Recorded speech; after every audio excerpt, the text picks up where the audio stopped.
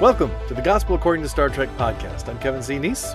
And I'm Mike Poteet, and you're listening to episode 70, reviewing Star Trek Discovery's 4th season finale, Coming Home. We'll start with some Star Trek trivia. And then we'll find out who wins Star Trek trivia right after our main topic, talking about season 4, episode 13 of Star Trek Discovery, Coming Home, the epic season finale. It was a great episode, and we're going to have a heck of a conversation. Stick around.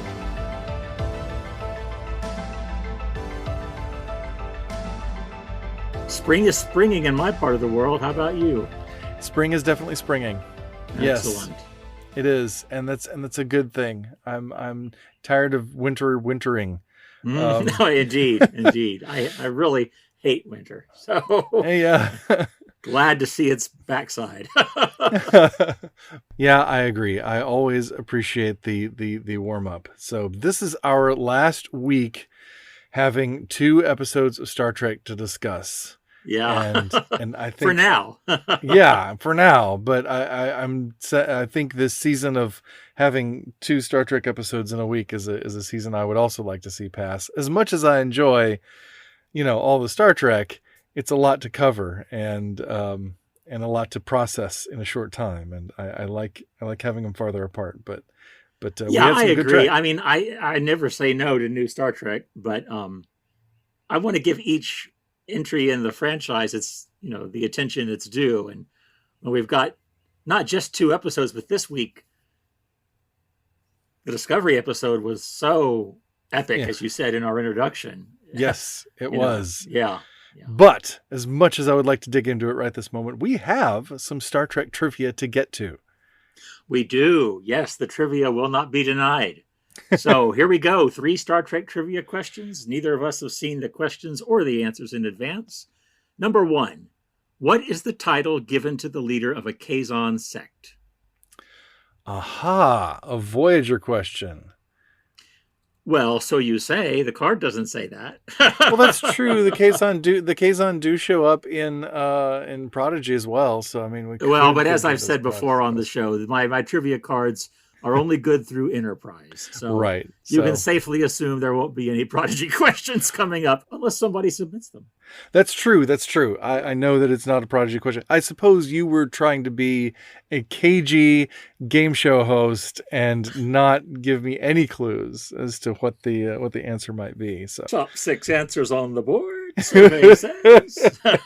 All right, we ready to move on to number 2? No, I haven't written it down yet. Hang on. Oh well, come on, man. Time's a wasting. all right. I've got my answer in, not nearly as quickly as David would have written it, but go ahead. All right. Number 2. In the mirror universe of the original series episode Mirror Mirror, how does a Federation officer receive a promotion? Okay. I have one of my trademark niggles about this question, but we'll save that for the answer reveal. All right. I like it when you have quibbles. All right, I got my answer in. All right, mine is in as well. So number 3. Okay. Which longtime The Next Generation's cast member made his directorial debut with the Deep Space Nine episode In the Cards? Oh, that's a good question. Next Generation? Okay, it's Next Generation? Which Next Generation cast member made his directorial debut with the Deep Space Nine episode In the Cards? Okay. That is an excellent trivia question. That's a Platonic trivia question. Or something. Well, it's specific. Yeah. But there's a fair chance if you're paying attention to credits, you could get it. Yeah. So yeah. And yeah, I don't know for a fact that I have it either. I have a guess. Lay that on the table. I have a guess that I think is good, that I'm pretty sure is correct, but we will see at the end of the show. We will. All right. So how about that Discovery finale then? Oh, my gosh. Please share your thoughts, sir. Well, again, so recently with Discovery, I just finish it and think, where to start? I loved how this episode delivered such fast-paced action in the first few acts. Yeah. I mean, I felt like we've been building toward this, and it was a satisfactory payoff to all the plot and the action and the things that had to happen. So I thought that was good. But of course, in true Star Trek fashion, it balanced action with lots of rich character development. Mm-hmm. So I enjoyed it, and I don't. What do you want to start with? I mean, there's so many individual facets of it we could discuss. It's so big, and there's so much going on. It really felt cinematic. It really felt, well, all of the series felt cinematic, but it was very high stakes. Well, no, especially this episode. I agree. Yeah. It really very felt like the last reel of a movie. Right. Exactly. And there was a ton going on, and it was all so intense. Yeah, but that's so a great. good adjective. I have to say that the resolution of the episode is one I've always kind of had in mind for the season. I have a friend who said that this episode happened exactly the way they would have written it, and of course Michelle Paradise wrote this, which is great, our showrunner, and then our other showrunner, Olatunde Osunsanmi, is directed this, which was great. He's fantastic, and it's great to have the two people who kind of make Discovery what it is really crafting this episode in that way, and their specific visions, making this episode what it is. It becomes like pure Discovery, right? Yes. Yeah. Well, you know what else makes it pure Discovery? We get to see Tilly again. Yay! Yes, for Tilly. I loved that. I loved that she made a comeback in this episode, and I could tell how much she has grown and matured in the time she's been away. Now that she's, teaching cadets at the academy, it felt like, I don't know how much time in universe has passed exactly, but enough for her to really feel just so much more grounded and so much more, she was going in that direction before she left the ship. And clearly she has found her calling, as they say, I think. And I loved when she stayed behind with Vance on that detachable deck of Federation headquarters that doubles as a spaceship. She said, no, and I'm paraphrasing, but she said, I'm staying behind because those are my kids out there. Those are my cadets out there. Right. And so she knew that, her job was to give them the chance they needed to escape and to live and to thrive. And, and then the scene with her and Vance was just so beautiful, talking about what regrets they do or don't have and what they would or wouldn't have done differently with their lives. And, just a beautiful, beautiful scene that I didn't see coming. I wasn't expecting it, but it felt perfectly, this perfect little gem of character interaction in the middle of all of everything else going on, that they would make the time to give Tilly and Vance that moment. Yes. And then follow up with it later by showing us Vance going off to spend time with his family once the crisis has passed, just beautiful, beautiful stuff. Yeah, absolutely great. It was wonderful to see her again, and to see her in this much fuller state of maturation as a person and as an officer. To see her, getting up in front of the ensigns and well, I say ensign, I guess they became ensigns in this episode. She said, "You're no longer cadets," so right, all right, that's a promotion. But just getting up in front of them and telling them what needs to happen, and getting it all organized and being in charge, which she's so capable of being, and we always knew she was capable of being.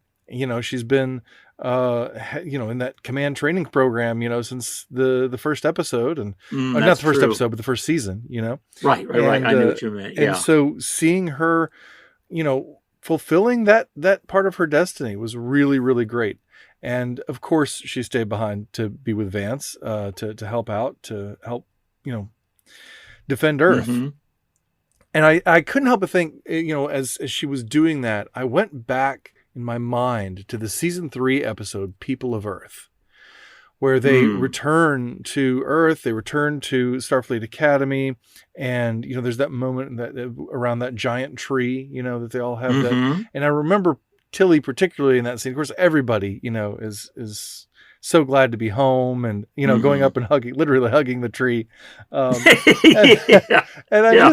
I just thought back to that in my mind, that must be flashing through Tilly's mind as Oh, I can she's, only imagine. she's Yeah. looking at this sort of impending destruction of Earth, that the last time she was there was that moment, which of course was, 1,000 years ago, but was also, 2 years ago or last year, whatever it may be. Right. Right.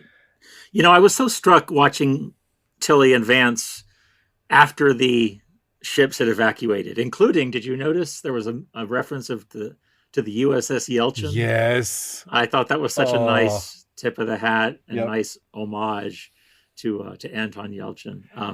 But once all the ships were away and the immediate crisis had passed for them because they were gone, Tilly and Vance were still behind in harm's way, and the red alert's blaring, but they're sitting back and they're going to have drinks because they have done all they can do, and they know it, and they're at peace with that. Yeah. And for a little while I wasn't sure, well, maybe Discovery's really going to go, maybe this is it for these two characters. I didn't really think that, but I thought, well, they could and that would be okay, because as they talk about in this whole scene about finding your purpose and fulfilling your purpose, they've done it. And I was going to say, I can't think of any other scene in Star Trek where it's red alert and things are bad, but our characters are at peace. Maybe one scene I can think of, you've mentioned recently offline, the TNG episode where Silence has lease. Oh, yes. And that's Picard, kind of ruminating in his quarters quietly while the clock is counting down to certain destruction. Right. So it has that vibe a little bit. We just needed some Eric Satie piano music to fill it out here in Discovery. But I just thought, again, it's an example of Discovery doing something generally un-Trekky, but making it feel Trekky, if that makes sense. Yeah, I suppose so. And it's very much a moment. I love that conversation between them, because they're talking about what they've accomplished in life, what matters the most to them. Of course, she talks about all the great things that she's gotten to do on Discovery. And then she really feels in a lot of way like, she had a good run. If this is it, I'm happy with the life that I led. And that's not something we can always say in our lives. I was going to say, God grant we can all say that when our end comes. Right. Absolutely. Absolutely. And that's something that I think speaks to our perspective on the life that we live. That, a lot of people think about being at peace when they die because they know they're going to go to heaven. Well, okay, that's fine. That's fine. But think about what you're leaving behind as well. Think about how you grow and how you develop as a human being while you're here now, because that's a part of you. And if there is an eternity to which you go, that's a part of you you're going to carry with you. And it's going to inform who you become in that time as well. So it's all connected, it's not one thing or the other. And so I really appreciated that Tilly, as young as she is, has accomplished so much that she can feel proud of, and in a very similar way to the way Vance feels about his daughter, Tilly feels about her cadets. That she has, given them what they need, and has, that they're out there and they're safe, and she doesn't have to worry about that. She's made sure that they're okay. And, Vance was feeling bad about not spending enough time with his daughter. And, she has that moment where she asks him, does she know that you love her? And he's like, of course, more than anything. Yeah. And she says, that's really, and basically saying that's really what's most fundamental, because our time is what our time is. Our relationships are what they are. Things happen, sometimes very disruptive, very bad things happen. She talks about having a fairly contentious relationship in her with her parents, but still there being that love there, and knowing that they love one another, even through whatever they go through. And that's ultimately what's most important. And that's what binds us. And that Vance hasn't failed as a parent, because right he's because his work is important, but he has, and so he, as you say, he has that regret, but fundamentally he's okay because she knows he loves her. So right.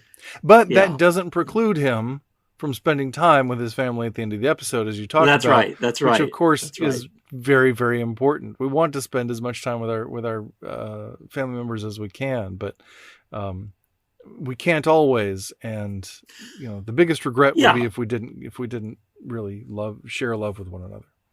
right. It shows that it's the quality of time more so than just the quantity. If you're physically proximate to each other all the time, but there's no communication of affection or care, then Yeah, that's very true.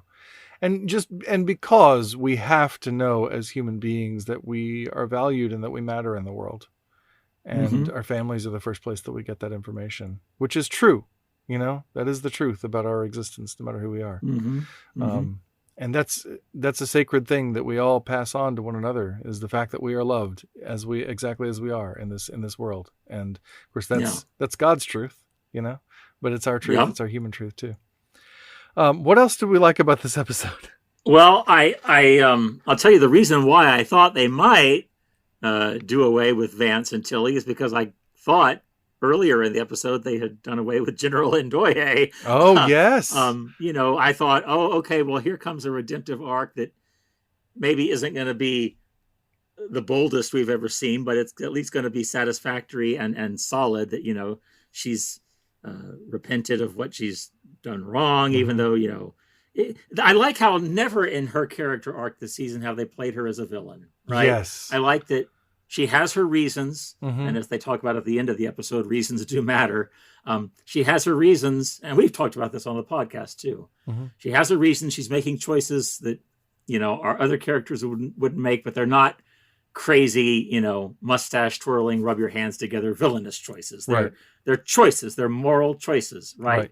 Weighing the good and the bad and deciding what you're going to do about it. So, but now she sees that she wishes she'd chosen differently, and so she volunteers to do this suicide mission, one character calls it. I really thought, okay, I was still thinking, even as watching the episode, well, that Kobayashi Maru moment's got to come sooner or later, and here it is, and Michael's going to have to pilot the shuttle, but no, Ndoye steps forward, and so I was surprised to see her survive the episode, but pleased. I think it's nice that Discovery has found a way. I can only imagine. I have not gone looking for fan reaction on Twitter because that's always a dicey proposition to see what the fans on the internet are thinking. Right. But I imagine some people would say, "Oh, that's a cop out. She should have died." But I like how Discovery. And we'll just go ahead if we can and say, of course, Book survives the episode too. There's 3 times in this episode where it really looks like, well, there's 2 where it really looks like somebody has died, and maybe Vance and Tilly. And of course, Tarka, we don't really know his fate. Michael says he's one of 2 who died when she thinks they're both dead, but he's going to try his transporter and maybe get to his paradise. We don't know. So there's all these opportunities where the writers could have chosen to kill off a character. And it would have been dramatically justifiable. It would have had impact. It would have been emotional. But they found another way to tell the story. And I imagine some fans like that and some don't. But bottom line, what I thought about this episode, and maybe this gets us too deep too fast, and if so, we can rein it in. But, I thought about J.R.R. Tolkien's concept of eucatastrophe.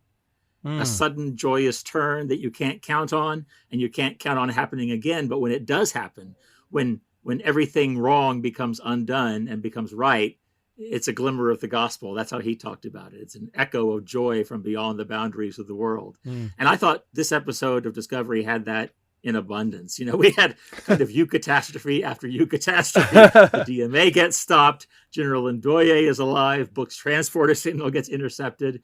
And so again, you're either on board with that or you're not. You either see it as lazy writing and not committing to dramatic consequences, or you see it as trying to do something else, trying to tell a story that is fundamentally hopeful. And I liked that. I liked that a lot. Well, I agree with that. And I don't think it would be justifiably called lazy at all. I mean, I'm thinking about Ndoye particularly, that she could have, like you said, she's never been played as a villain. And I think it's very important that even though she has done something wrong, even and just the same way that Tarka did something wrong and Book did something wrong, very wrong, right?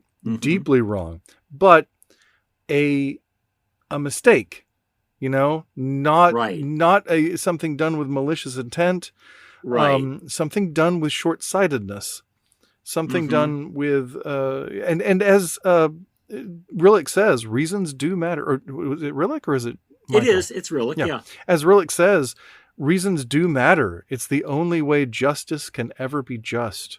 Right. And I think about that in the terms of, you know, God who knows our hearts, you know, and isn't sitting up in heaven with a checklist of actions that we shall not do, right? Yeah. And then when we do those things we shall not do, you know, punishing us forever for them. But rather God who actually knows our hearts and actually knows what we need, both in terms of corrective and in terms of restoration. And it's great to see Ndoye willing to sacrifice herself. You know, Kayla was ready to go, right? Right. You know? I think so. Michael says, Michael says we need a great pilot. And, you know, she and Kayla have that moment and Kayla's like, I'm ready. Let's do it. And and Ndoye steps in. And I think that, you know, we had an episode of Picard last week called Penance. And I think that kind of acts as a sort of penance for her because she is truly sorry for the thing that she did. Even though she did it with the best of intentions, you know, what she did was, I mean, she did have essentially a lack of faith in the diplomatic process, and of course there was information she didn't have as well. She lacked information, but that's what faith is for action when we lack information, among other things. But you know, so she was ready to do that, and it was right of her, I think, to step forward and to be willing to make that sacrifice to. And I think she probably needed to rectify it in her own self that, like, look, you know, people aren't going to die on my watch or for my account. We wouldn't be in this situation if I hadn't done this, and I'm not going to let somebody else sacrifice their lives for my mistake. And that, again, as always, speaks to Ndoye's character. And I think that has been so consistently reinforced about her, that she is a very noble person in the end. Yeah. I'm okay with calling it penance to the extent that we don't make it seem like she was doing it out of some sense of, I don't know if that, I mean, like she said, she's still ready and willing to serve, even as they're, you know, putting her in the brig at the beginning of the episode, still ready and willing to serve. And I think all her actions fall along that continuum somewhere, even when their actions she, you know, as in this one, later regrets. But it's this consistency of, and there is something noble about that, as you say, that always ready and willing to serve, even if I've done something wrong, I'm still ready and willing to serve. Right. And that's our attitude, or ought to be our attitude as disciples, right? We may get it wrong sometimes, but we're still ready and willing to serve and to be shown how to serve. Yeah. And that's very important because it can be very easy when you've done something wrong to feel defeated and decide that you can't do right. Right. So, but the truth of the matter is you can, and Ndoye shows that. But in terms of it being penance, I mean it in the sense that I discussed in our episode on the Picard episode Penance, which is doing something not to not to pay for your sins to God, you know, but rather to process your own wrongdoing, if that makes sense. And to make it right with others. To make it right with others, to make it right with yourself. Yes, to rectify a wrong as much as you possibly can. And so that for me was where that resonated. And I think it was just, like I said, it was a noble action. And, you know, again, you know, who knows what happened to Tarka? I think I hadn't thought about the fact that he might not definitively be dead. Tarka. I mean, I think they leave that door open with his talk about my place in Kailis or maybe beyond it, you know? Yeah. Which is very interesting, you know? And Maybe we'll again, see him again. yeah, and again, that's somebody talking about the idea of the perpetuation of a soul, in Star Trek, potentially, someplace beyond Right. Kyle And East I to thought me. it was an interesting choice. They didn't want to close that off Yeah, definitively. yeah. Say, oh well, he was wrong. He's dead. Right. I respect that they respected the character's beliefs enough to leave that open as a plot possibility. Mm-hmm. And again, that prevents them from at any point vilifying a character, because when a character has Right. done wrong, I mean, this for better or for worse, when a character has done wrong in a story and then they end up dying, the sense is always that is their recompense. As an audience, we Yes. generally feel, yeah, well, they had to die. They deserved it somehow. Right, Yep. exactly. And so by avoiding that, definitively at least, I mean, we could argue that they killed Tarka. Even at that, though, it's still, he's in this last ditch effort of hope. He dies in hope if he does die. Mm-hmm. They showed us the humanity of all these people, even the humanity, or let's say the empathy or the soulishness of the 10C. That we get to see all of these characters, all of these people who could be villains in this story, who are not. And I really, really like that. It takes that idea from Star Trek 4 that there's no heavy, as Harv Bennett and Leonard Nimoy put it. Yeah. There's no heavy in the story. There's no big bad guy who's out to get you.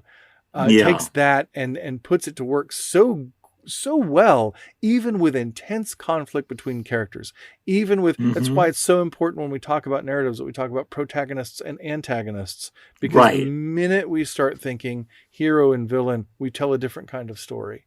And I really appreciate it when Star Trek does this kind of story. I hadn't even thought about that connecting to Star Trek 4, because I was thinking, oh, this really gives me a Star Trek the Motion Picture vibe. Oh, yeah.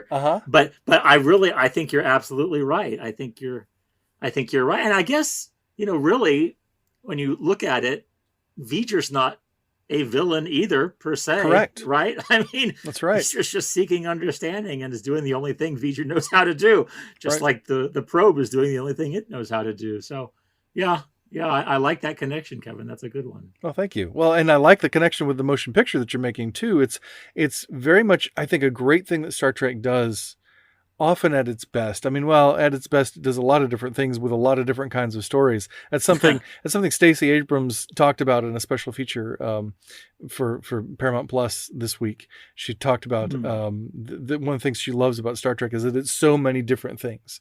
But one of the things Star Trek does is at its best is put our characters in the face of something that is enormously larger than, enormously beyond them.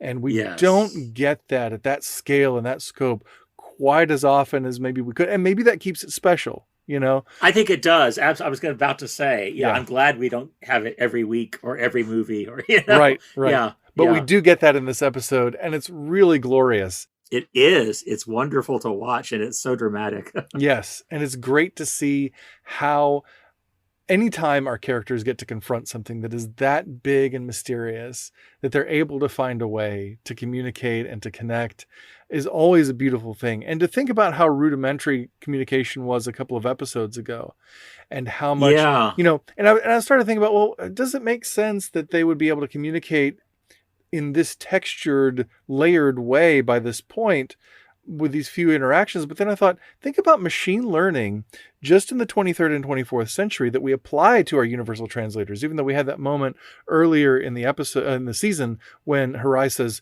we will not be able to use our translators. They had to get those out of the equation. Right. Yeah.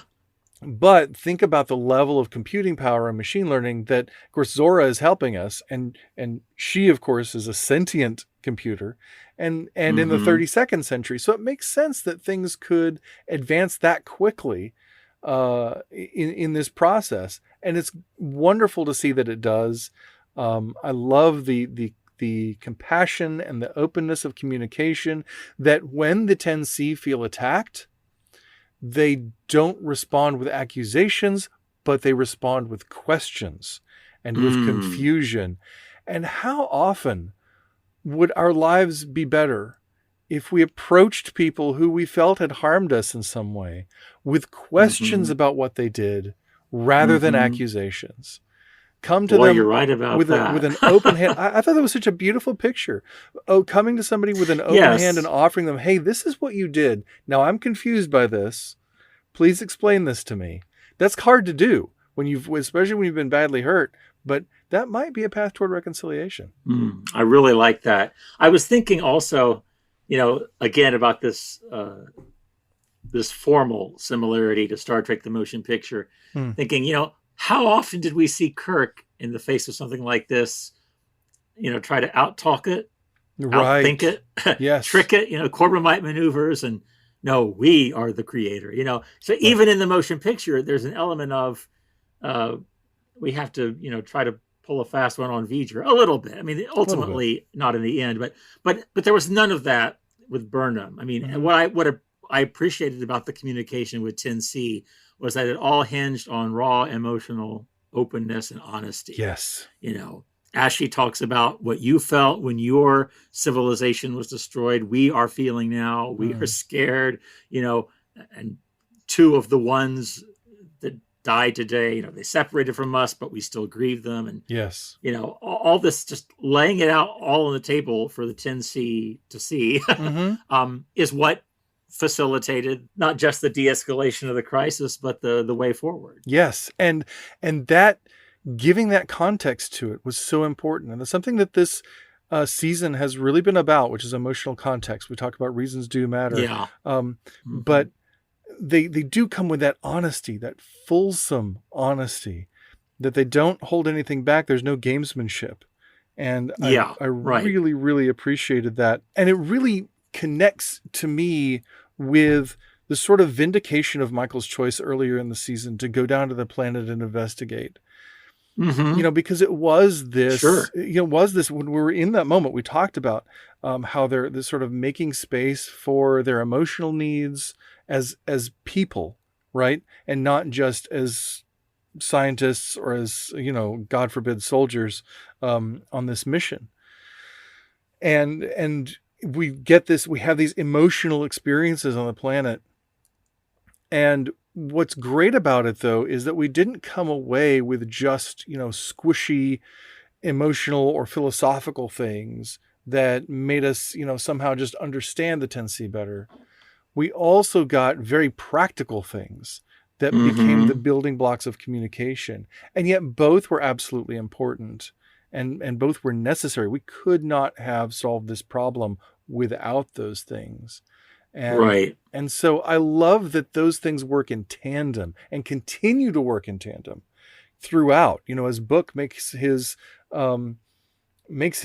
appeal to the 10C or his piece with the 10C. Yeah. I love that because when the 10C agreed to stop the DMA, I thought, oh great, that's wonderful. But then Book's like, no, that's not enough. And he just went for it. And again, with that honesty, and we saw his empathic lights coming on his forehead yet again, which is almost like connecting him back to Quajon. I mean, it's just such a full circle moment for the character. But it's both pragmatic and emotional, and it speaks to the whole truth of the situation. And I really, really appreciated that.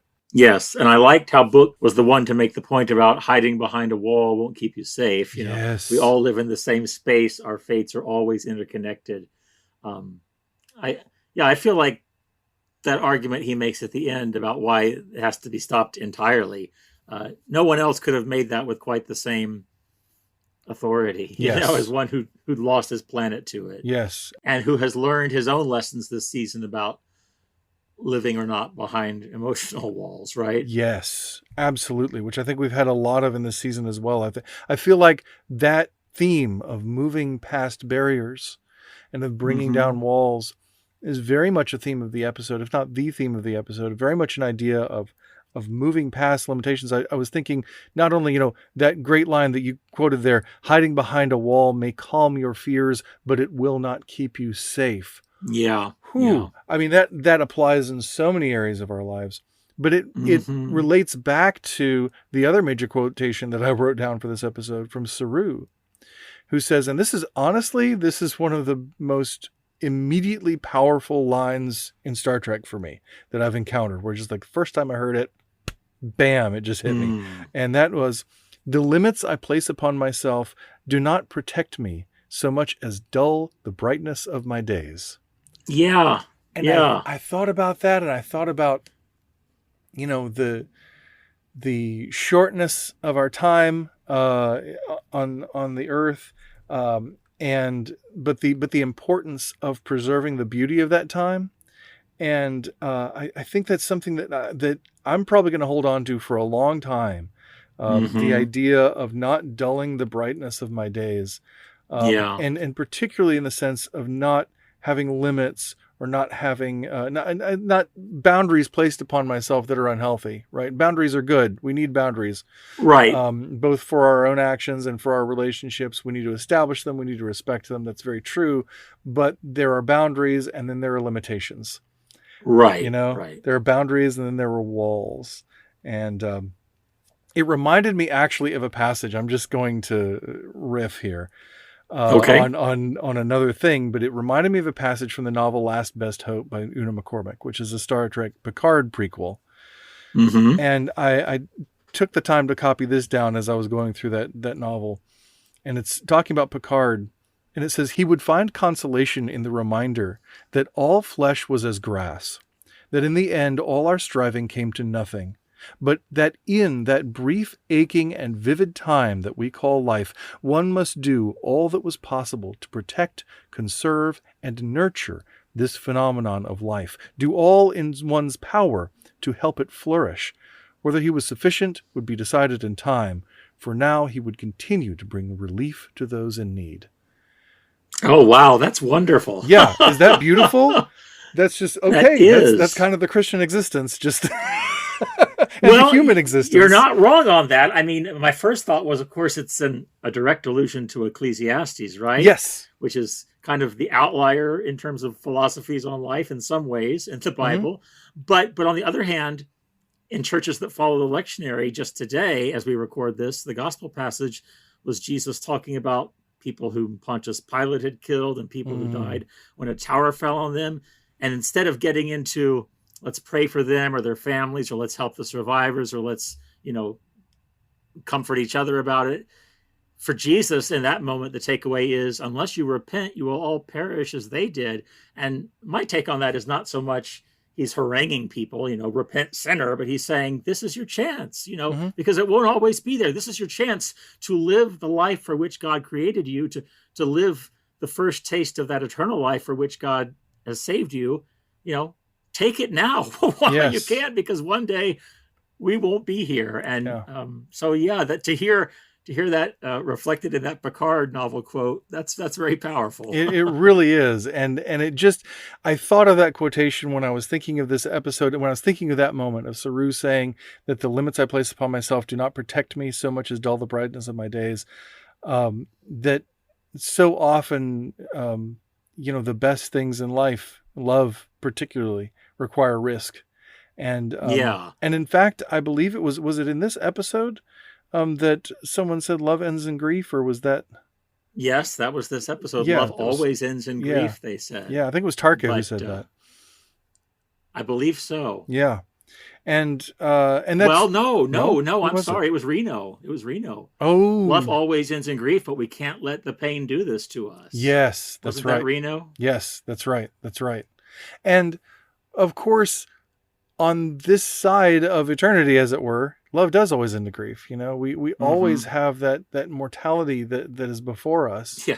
Ours or someone else's grief. Yeah. Exactly. But let us not let that, again, like you said, we can't let our grief do this to us, right?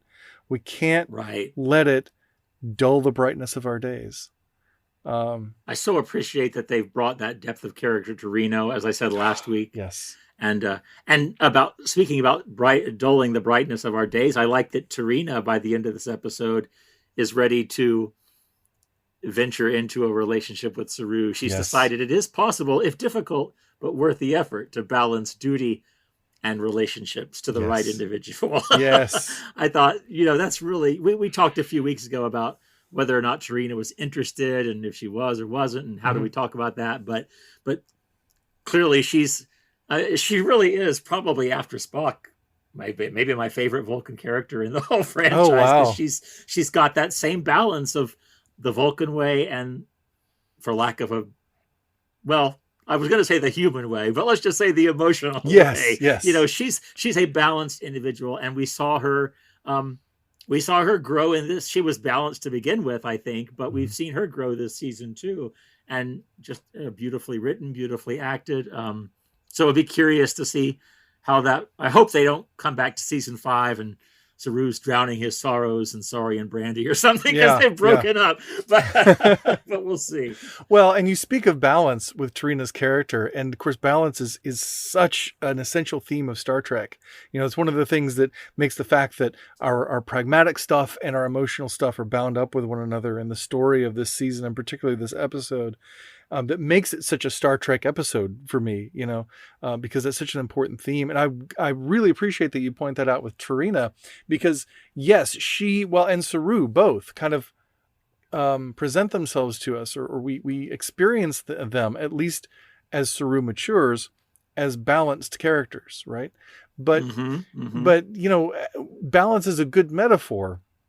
Because when you think about balancing something in your hand or on your nose or what have you, you watch somebody balancing something, they're constantly moving.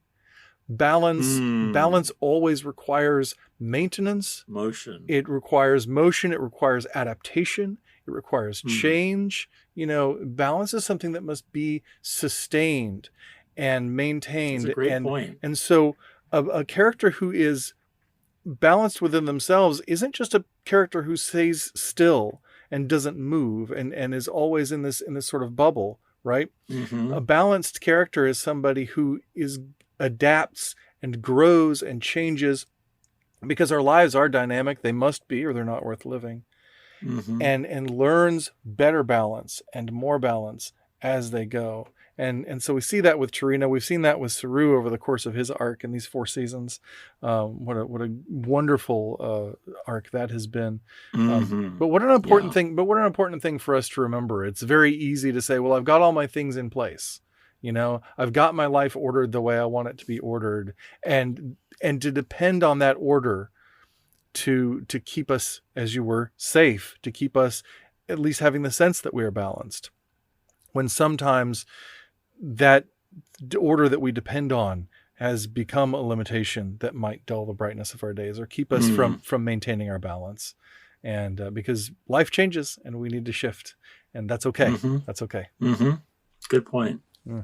What else do we have in this episode? There's so much that has gone on. What do you think about the fact, and I think I know how you'll answer this, but I'll ask anyway. What do you think about the fact that this show wears its heart on its sleeve so much? I was really struck by Burnham's closing narration, where she's kind of spelling out, the lessons we've learned, that, the challenges are great, but there's nothing we can face if we face them together. Part of me thought, well, okay, that's really, bonk, bonk on the head with the moral. But on the other hand, I thought, well, this is something that we in our society at this particular moment in time are having trouble remembering and appreciating. So maybe it's okay that we have voices in the media flat out telling us, this is what to shoot for, right? Yeah. That the challenges are great, but if we face them together, we can meet them. I think it is beautiful. I love it. And I figured that's how I was going to answer, because I do, right. because I do appreciate, Star Trek has often, or if not always, done that. Star Trek has. That's true. It's not new, right, exactly. But. Right, and I think it does that at its best. I mean, Star Trek is a good sermon. Star Trek is a story that engages you and that speaks to your humanity, but also tells you an eternal truth. And that's good Star Trek. That's good humanity. That's good storytelling. And yes, I think it's great to be able to have a story that doesn't unpack itself for us, and we can watch it over and over and again, listen to it over and over again. And, maybe a song, maybe a poem, whatever it is that we have we know it's beautiful, but we don't know why. And maybe it's decade before we figure out, why it's beautiful and what it means. Oh my gosh, this is what, the Spirit is saying to me through these words or whatever. And that's a beautiful process, but it's also great to be able to take an idea and put it in beautiful words and put it in the mouths of your characters and let the message be known. And, there's room for all of that in the world. And I just feel like Star Trek is a heart on its sleeve kind of storytelling venture. And so for me, that just I feels think you're right. I think you're right. I think it always has been. I just, there's something about Discovery that it's more apparent to me than in some others. Like, if I had to sum up the essential message of Deep Space Nine, I don't know that I could do it easily because it doesn't wear its heart on its sleeve in quite the same way, it seems to me. And I don't really know what the distinct, maybe it's, I don't know. I don't know. I think in Deep Space Nine, for all its complexity, I mean, if you try to think of it as a whole, it might be somewhat difficult. But that's true of any series that's done well, I think. But for all but at the same time, we certainly have those moments when Deep Space Nine means what it says and says what it means. You got, from Quark's root beer speech to Sisko's conversation with his dad in Far Beyond the Stars to any number of times when characters, the end of In the Pale Moonlight, any number of times where the characters, even in that instance, address the screen and say, "This is my story." True. So I mean, it has happened, but I think with Discovery, there is a constant presence of and acknowledgement of emotional honesty and emotional rawness that I think we haven't necessarily seen in this fashion before. There's just something that's very, very emotionally engaging and very emotionally open about Discovery's character development and storytelling that I think is just another way of doing what Star Trek always does. But yeah. But it can feel like a departure for sure. And that's what's really interesting to me about new Star Trek is that in so many ways it is different from what's come before. And that does upset people sometimes. Not to say that you're upset at all, but just in general, it does upset people. Or people might say, oh, well, it's not, it's different in some fundamental way, but really it's been great Star Trek because it hasn't been different in fundamental ways. Yeah. No, it didn't upset me. And it didn't even seem so much like a departure as just a difference. You can't miss this. I am spelling this out for you in big letters so you can't miss it. This is the moral, or not maybe the moral, but this is a moral of the story we want you to take away. Right. And, again, like we talked about earlier, I guess some fans will like that and some won't. And even part of me thinks, oh, that's so cheesy. Just, to serve it up like that as the moral of the story. But on the other hand, to bring it back to Christian faith, we profess things that, what does Paul say? The world deems foolishness, right? But to those who are being saved, the wisdom of God. So sometimes you just have to say it and say it out loud and don't apologize for it. And I think Discovery is modeling that, that we'll give you this end of the episode, it's not quite a captain's log, I don't think, but it's a summing up, and you're not going to miss this. You're free to reject it or accept it, but you're not going to miss it. Yeah, I agree with you. I think there's a lot to be said for, speaking truths forthrightly. At the same time, though, it's not that we're without subtext, and undercurrents. And of course, we've explored a lot of that in this season. Right. No, I appreciate how Discovery takes that head on. Yes. But you think of what happens with Book's character. For first of all, let's talk about his return. Because I really did think that, okay, maybe they've done it. Maybe they've bitten the bullet and killed this character.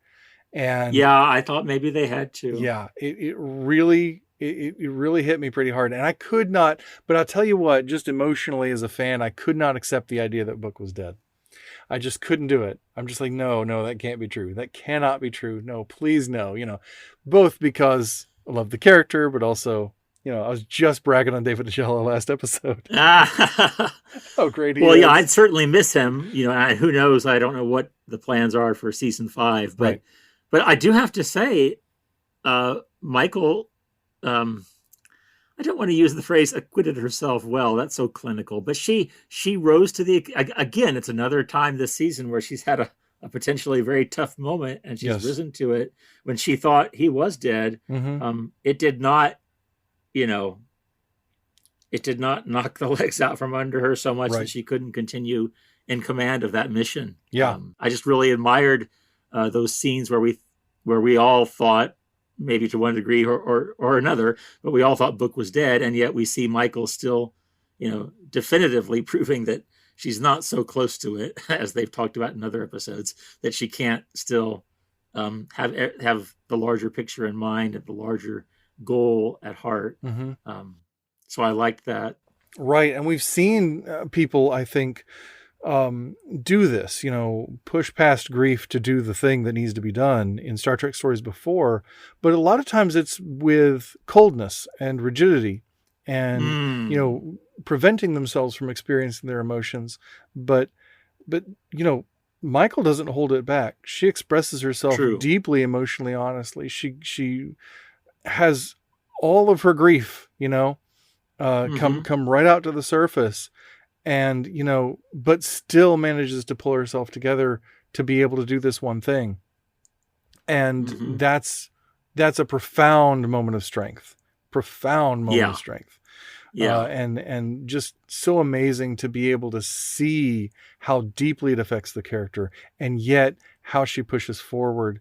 It's strength to be able to express that emotion, and it's a strength to be able to push through that emotion.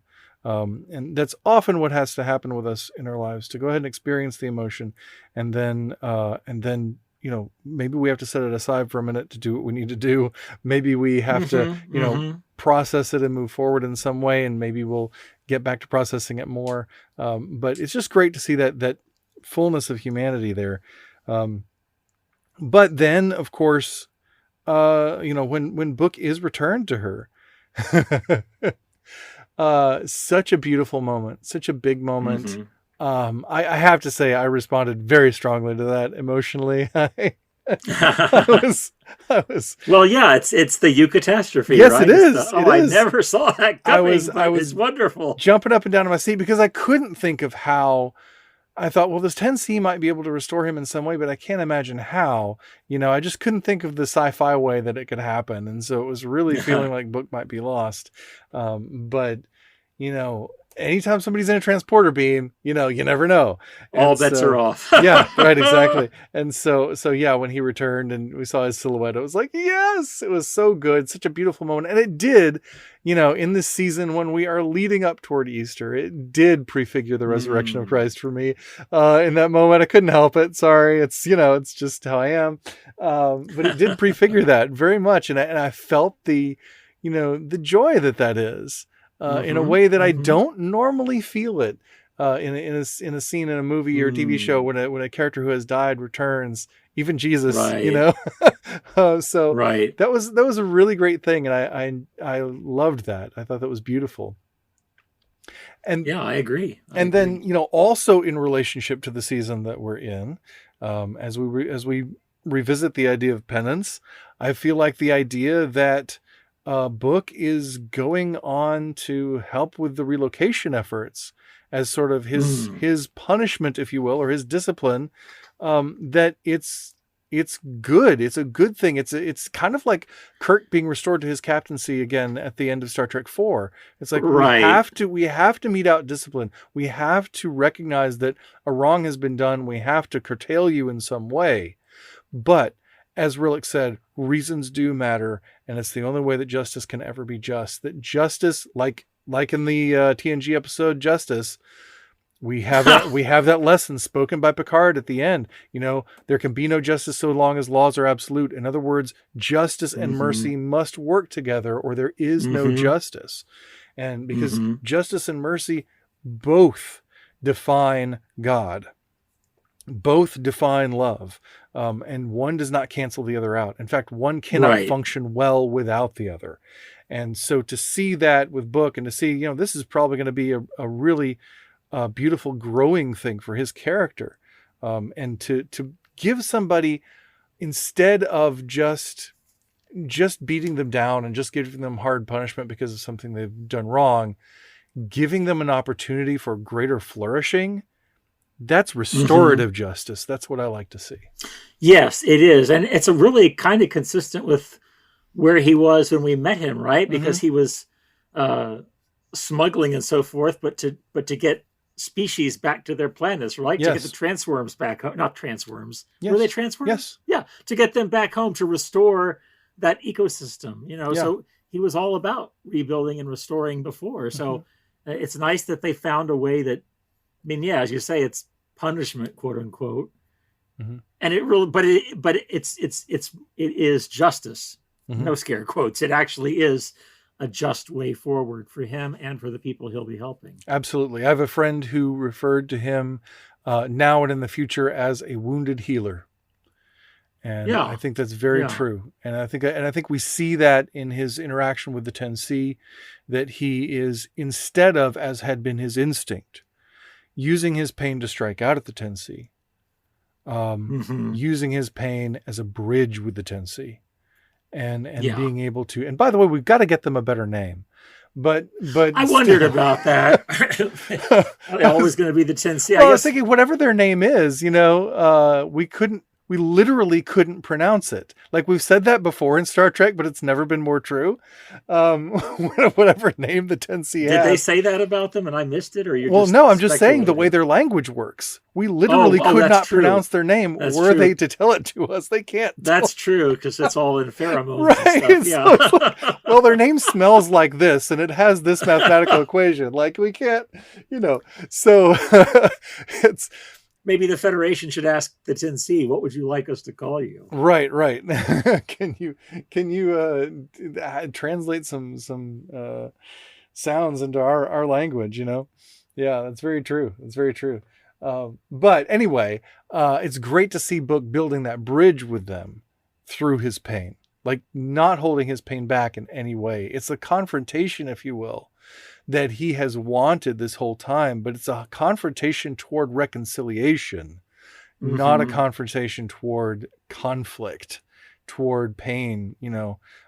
It's telling someone, hey, you've hurt us and you're going to hurt more and you need to clean it up.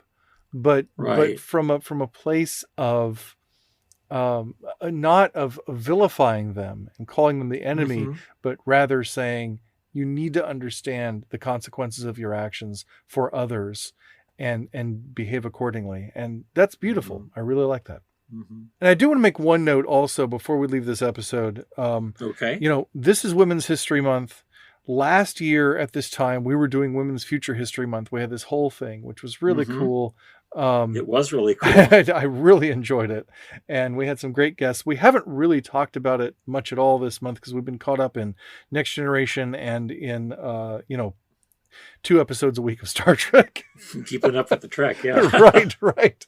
I'm glad we didn't start a women's history theme this month because it would have been completely wrecked by 3 weeks of double Star Trek episodes. So we have that. But I did love, for this particular month, at the end of this episode, we have the moment when the president of Earth steps out of the shuttle. Yes. And we have this conversation where the president of the Federation, a woman, greets the president of Earth, a woman of color, who then refers to her general, a woman of color, and then goes and has a talk with the captain of our series and our ship, a woman of color. Like, hey, come on now. This is great because just yesterday, I was at a friend's house and they were watching The Naked Time. And there's this moment when, everybody's going crazy on the ship and puts Uhura at the helm. At the helm, that's right. Yeah, because we have no people on the bridge who can take the helm, and Riley is going crazy at the time, and he says, yeah, that's it. Let the women work too. Oh, that's right. That's what I say. And it's like, oh my gosh, we've come a long way. Right. Like how crazy to think of how many times earlier on in Star Trek, women have been there, but they've been on the periphery or on the sidelines, or there've been some reference to let the women have equality too, which of course was, as we said, Star Trek trying to wear its heart on its sleeve and all that sort of thing, and Yeah. speaking to its culture Yeah. this time. Nothing wrong with it, but it's interesting to see how both Star Trek and our culture have developed, that we see all these women, and mostly women of color, Yes. in these high positions of leadership, having these high level talks, and it's like, this is pretty flippin' cool. Yeah, I liked that. I liked that a lot. Yeah. Yeah, I think about, the original series was able to end with an episode like Turnabout Intruder, where the last line is, her life could have been as full of any woman's if only, and I think the unspoken fill in the blank there is, if only she'd known her place. Right. At least that's one uncharitable way to look at it. It is. But yes, I agree. I thought that was a significant moment of Star Trek being aspirational, that may our society be more like this. Yes. Aspirational, but also reflective. I think it's both and, but yes, agreed. Yeah, I think so. I think the choice to cast Stacey Abrams in that role as the Uniter of the President was also aspirational and reflective. And I do know there's been some pushback online about that, but hey, she is someone who's aligned with the vision of equality and justice and inclusion that Star Trek has always advocated for. Right. As you say, sometimes imperfectly, but it's always pushing us forward, always calling us to make progress. So, right. And I like that choice. Right. It's not about, whose faction we're aligned with so much as what philosophies we're functioning on. And I do see that in her, and I think also that it's very significant, because I don't think we've ever had, I'm trying to think, I don't think we've ever had a political figure from real life show up on Star Trek. I mean, Abraham Lincoln notwithstanding. He wasn't playing himself. He right. wasn't playing himself, right? Well, and Stacey Abrams wasn't playing herself. The only guest I can think of who played themselves was Stephen Hawking. Who played himself in Next Generation. But, we've had like Mae Jemison, who played a crew member on TNG. Yeah. And we've had Mick Fleetwood, who played a giant fish person. So, not just a guest star, but a guest star who is not an actor, but a significant person otherwise. It happens occasionally in Star Trek, but I think this is the first time a political figure has taken that role. And why not? She's playing a politician, That's right. And I think it was pretty cool. I think you may be right. The only non-actor famous person guest star I can think of, other than the ones you've mentioned, is Melvin Belli playing the Gorgon in And the Children Shall Lead, which was an odd choice. And as I recall, he was a lawyer involved in some Watergate stuff, maybe. But I didn't even know that. I don't even know who that is. Intended. And what? I don't even know who that is. So I didn't. That was lost on me. Big famous attorney at the time. Oh, and I don't wow! remember how it came to pass, but yeah, it's strange, and I don't think it had any political overtones. Right. It was just a thing that happened. But it was just a weird thing that happened. Well, Stacey's a big Star Trek fan, and Michelle had heard her on television, not only talking about Star Trek, but talking about how much she loved Discovery, and she thought, "Gosh, let's see if she wants to be the president of Earth." And she was like, she was so fun to see her nerding, because she was like, "Yay, I got my uniform," and she's like, "And I have a comm badge, which I'm probably gonna stick in my pocket." Which I thought, wouldn't we all want to do that? So, I know. I'd try to sneak my comm badge home. Yeah, absolutely. It's great when people involved in Star Trek are fans of Star Trek, and that is so much the case right now. All the people making Star Trek love it. Yeah, and that makes me really happy. But it's just cool to see that. It's great to see. I love the involvement, and that's how Hawking got onto TNG too. Is he's a big Star Trek fan. Was a big Star Trek fan, and so I just love seeing that. I love seeing that engagement and that connection is really cool. Yeah. So, well, it was a heck of a finale. There are so many things more I'm sure that we could talk about regarding it, but I feel like we went through the meat of it there. It was a beautiful, beautiful thing, and one of the biggest episodes of Star Trek I've seen. I think. Yeah. Very big. And so it was really beautiful, and I'm just looking forward to more. We didn't see any more of Gray this season, so who knows what's going to That's happen true. with him next season. And, I'll just really, it leaves the future of the series wide open in Yeah. terms of what they could do. And Yeah. I guess season 3 did that as well, with Michael getting promoted and Mm-hmm. Let's Fly. And, Yeah. So, but I appreciate that, the first 2 seasons ended with telegraphing what was going to happen, because season 1 ended with the Mhm. Enterprise showing up. Right. Not telegraphing everything, but leading enough that, in. okay, we know season 2 will be about the Enterprise. And then season 2 ended with Michael going forward as the Red Angel into Right. the future, and everybody going forward into the future. So we knew season 3 would have to follow up on that. Mhm. And they even referenced the burn in her closing narration. So this feels like, these 2 seasons were in a new status quo, and anything could happen. So Yeah. that's exciting, Oh, and since you mentioned her bringing up the burn, I thought that was really good. She talked about the burn and she talked about the DMA, these crises that they've gone through, and how Mhm. they have helped bring the Federation together and help them find a new Federation, find themselves and find one another. And boy, that we would continue to do that through the crises in our lives. I think I talk a lot about the fact that chaos exists, and that the will of God absorbs chaos into its matrix. But at the same time, I think there's something to be said for the fact that struggle exists, that we need it, and that it is essential to our progress. And the hard times can bring us to becoming better versions of ourselves. That's certainly Star Trek philosophy, right? All the way back to this side of paradise. Well, all the way back to the cage. Yeah, absolutely. Yeah. So absolutely. So I love it. It's great. So I think before we talk another hour on this episode, I think it is time to find out how we answered our Star Trek trivia. All will be revealed. All right. So, we're going to put our answers into chat, are we? Yep. We're getting ready to. All right. We're gonna lock them in now in 3, 2, 1. Okay. All right. How'd we do? Okay. Well, so number 1, what's the title given to the leader of a Kazon sect? I said Ogla. You said Kaiser. Which clearly I think is correct. What's that? Which clearly I think is correct. Right. Yeah, right. No. The answer is First Mage, M-A-J-E. Oh, wow. I did not remember that. What is Ogla? Is that just a character? I don't know. Or is that well, you've seen Voyager more recently than I have, probably. Well, I don't. Ogla Nistrum maybe that's a clan. Maybe that's maybe so. Maybe so. I don't remember the word Ogla at all. So there you go. So we struck out on that one. Yep. Number 2, in the mirror universe of the original series episode Mirror Mirror, how does a Federation officer receive a promotion? I said promotions come by assassinating superior officers. Mm-hmm. You said by killing their superior. And the answer is by murdering one superior. So we both get credit for that. But here's my quibble. Yes.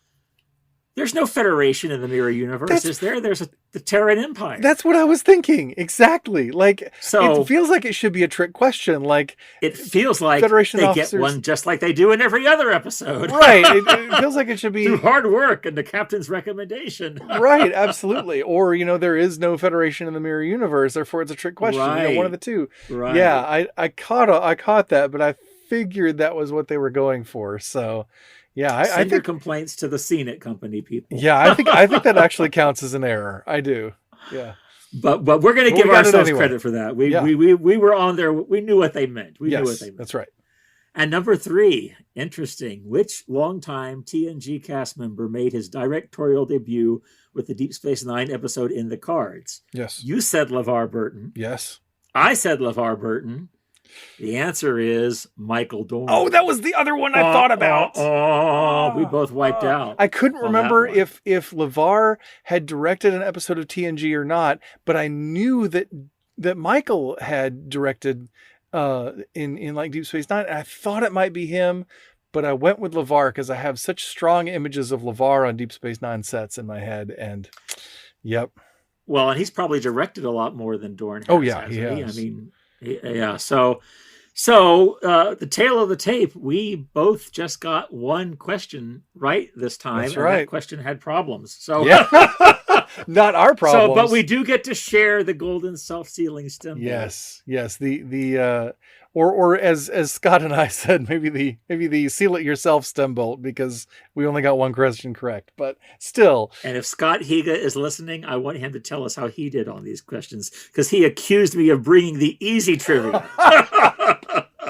Yes. Let this record show it is not always easy for us anyway. That's I bet right. everybody out there is screaming at us. How could you not know that was Michael Dorn's directorial debut? Right. Well, and David would have known the Voyager question. Yes, all the Voyager fans are screaming at me. Right. Don't you remember what an Ogla is? Ogla di Ogla da. That's all I know. Life goes on. Yep.